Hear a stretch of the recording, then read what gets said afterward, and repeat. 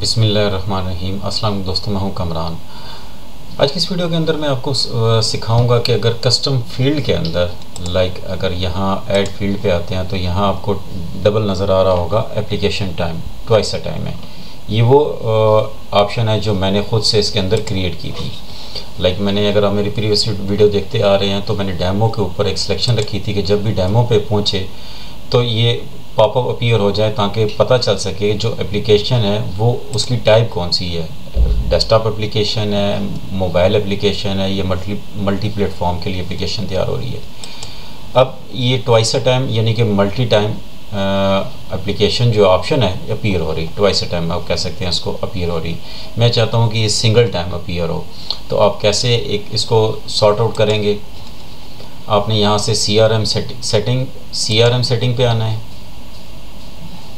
और यहाँ से फॉर्म एंड रिपोर्ट सेटिंग पे आना है और यहाँ से कस्टम फील्ड पे आ जाना है और यहाँ से मैं जूम कर लेता हूँ, लीड्स के अंदर फील्ड पे आ जाना है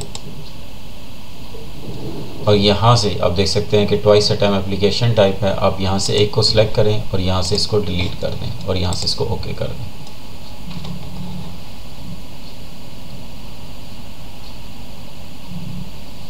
ये हो गया। अब पेज को रिफ़्रेश करें।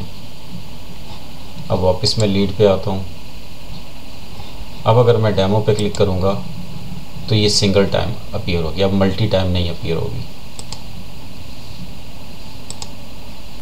अब अगर मैं सर्च बार पे भी क्लिक करता हूँ और यहाँ ऐड फील्ड पे आता हूँ और यहाँ आप देख सकते हैं पहले ये application type twice a time appear हो रहा था, अब एक दफ़ा आ रहा है। अब यहाँ से भी वो डिलीट हो चुका है। इस वीडियो में इतना ही, मिलते हैं अपनी नेक्स्ट वीडियो में। तब तक के लिए अल्लाह हाफिज़।